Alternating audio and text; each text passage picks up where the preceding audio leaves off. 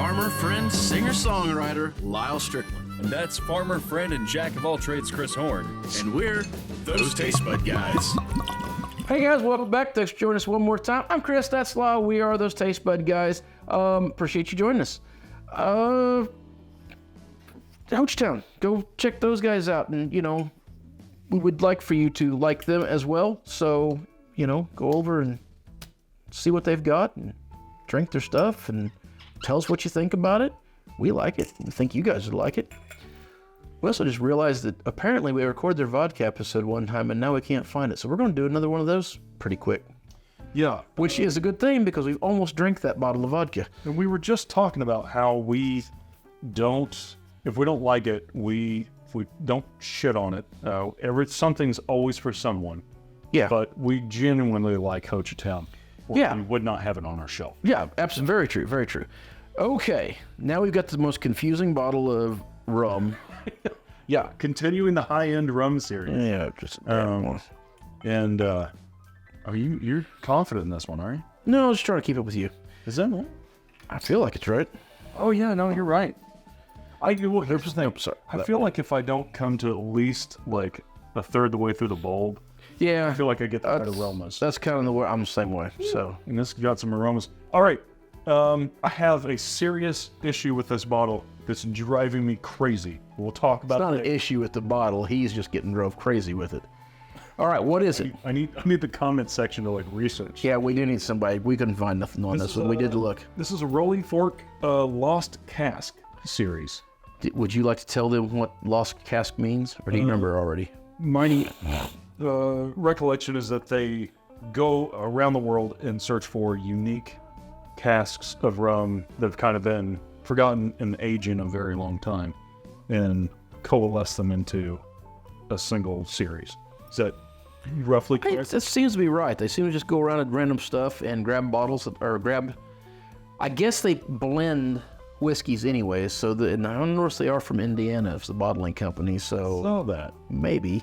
But they blend these bottles and to get their product, but then also occasionally they find barrels they really, really like, and they have a single cask version, which is what this one is, and it's called the Lost Cask series. And this particular one is 63.60%. This particular bottle also belongs to Joshua, who allowed us to bring it on the show and do this. Thank you again, Joshua. And I get to call him Josh. But anyways, this cost on this one's a little higher. I think it's in that 150. Lyal even found a bottle that said 180 on it, so this is not a cheap one. I found this bottle at 180. 180. This specific bottle. Do you think it's because of the packaging? But no, it's your stuff. I was just looking up to see if this was an MGP product because I was curious to see, since it wasn't Indiana. Let's do taste. I'll get to that. Okay, I was going to ask if you want to do that now or then. Yeah. So, okay. But I was curious to see if this was an MGP product, and I didn't like Oh no, that's interesting. dive down. What? The nose on this is a higher proof than the last one we did by just a smidge. Yeah. Almost the same, but just a smidge. I want to. But the nose on this is more akin to the first one we did tonight, where it's got a little more wood and oak nose to it, but it is back to the fruity nose. It doesn't have that high alcohol. By the way, this was a 17-year. 17-year age. I want to throw. Which makes sense for the wood. I now two things for the comment section to research. One, is this MGP? Because this is a very similar thing that MGP would do, which is go around and stockpile like good quality stuff where someone could just go buy a lot of like, not a quantity lot, but a lot of casks, from different stuff. I'm curious. Okay, back to tasting and then my other research question. All that. So I go back to getting those banana and fruit notes out of this, the dark fruit notes, a little bit of sweetness, more traditional rum flavoring and nosing is what I smell on this particular one, which is really interesting considering it's about a half point higher in alcohol than the last bottle was, which was overwhelming with how forward and strong it was. We couldn't hardly get past the alcohol note. Not on the nose, like you couldn't get any flavor out of. So that's interesting to me. Someone's got a little bit of apple note in it too, even. I could see that. You know what it smells like to me? This is a bullshit tasting note. It's a memory. But like, did you ever have baked apples as a kid?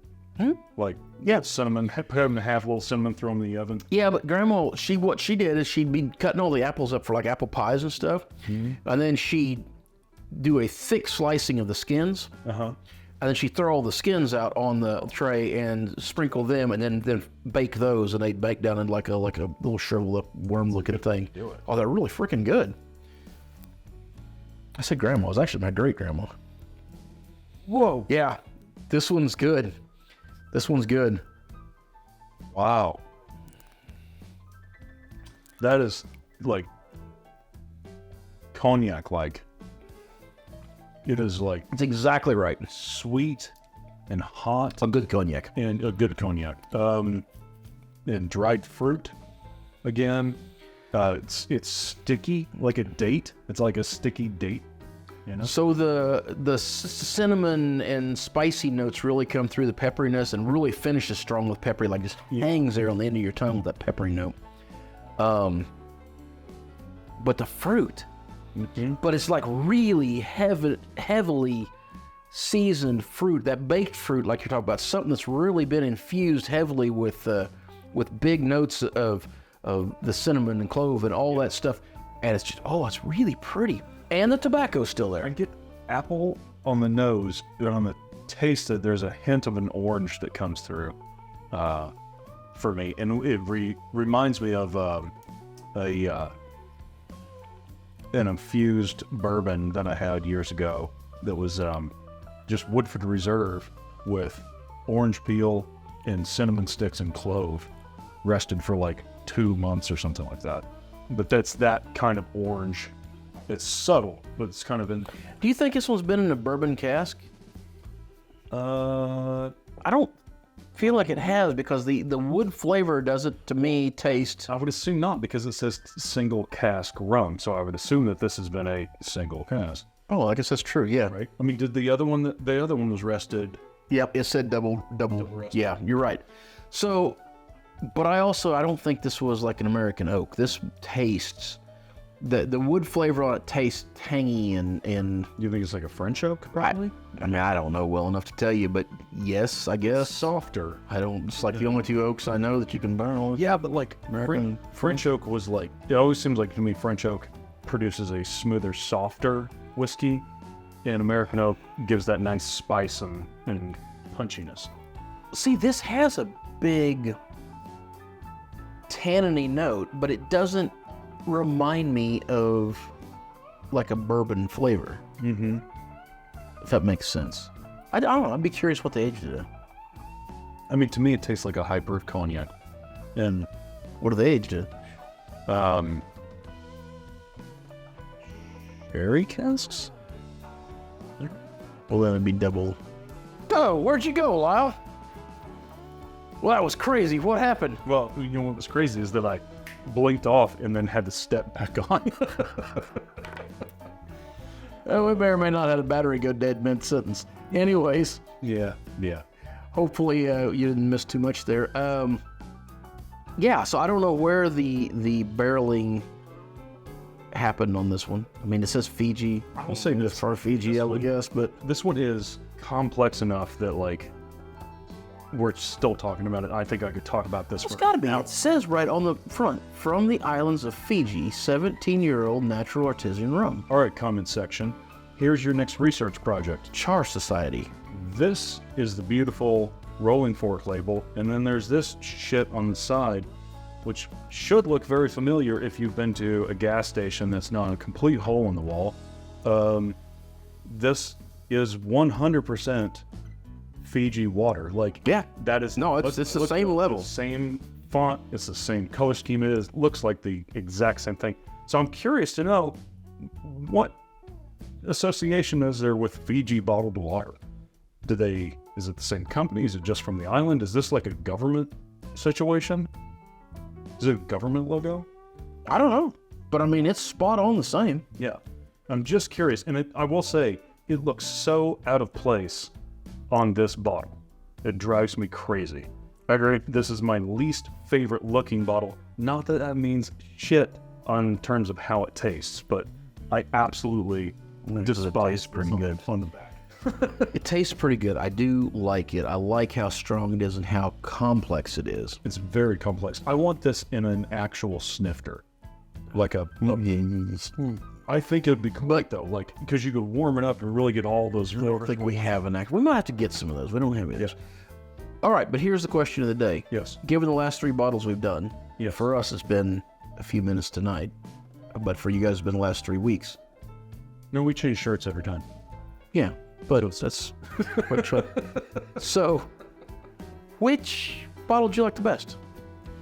I think personally the 13-year rolling fork was my favorite because it really brought me back into something that I used to love and had kind of grown a little disillusioned with, which is high proof bottles. I think the most approachable bottle and my second choice would be that Plantation 9-year. I think just for drinkability, it's so easy to just, I could probably kill that bottle just inadvertently. I hesitate to say that this is my third favorite because honestly, this is one that I think they just all have different qualities. That's where There you are. They're 3 totally different bottles. because this one I could also sit like, I mean, I could pour literally. I mean, I bet when we turn the cameras off, I bet I talk about this for another half hour. So, you know what this one reminds me of is the Cuervo family, de la Familia, the Reserva de la- yeah, that one. Yeah. That really tobacco-y, heavy, extra añejo. Yeah. For me, it'd actually be different. I would actually take the 9-year rum. Would be my first choice. This would be my second because of the vast difference, but yet they're not so overbearing. You can't drink this one. At the same note, it still is big, it's powerful, it's bold, it's got all the punchy stuff. So this would be my number 2 bottle. And the number 3 would be your first choice because of how unapproachable it actually is and how hot and just how much you'd have to work at that bottle. Not saying it's bad. My number 3 choice is still a damn good choice. I want all of these bottles or similar on our shelf. Like this has inspired me to boost our rum collection and take it more seriously than having Kraken. See, and this goes back to what we've said all along, is try something new. If you guys have been following us a lot, you know lately we've been trying vodkas, and we've actually found some vodkas that we care for. Just goes to show, you get out there and you step outside your comfort zone, you start getting into new things, you find things that is not the Jose Cuervo of whatever you're drinking. And you can find some really good stuff out there. These are all pricey bottles, but I bet if we dive into this, I bet we can find something in that $50 range that... Sure, I would think $50 to $70 would surely get you a very good bottle. I think the runs, a cuppa that Sage likes, I think it's in that $70 range. I might be wrong on that, but I think it's around there. So Stay tuned for a new playlist on the channel. Other than that, those are rum boys. until next time. Whether it be the rum you just got through drinking, All the food you're eating, clothes you're wearing, or the people you're meeting, grab a buddy and try something new.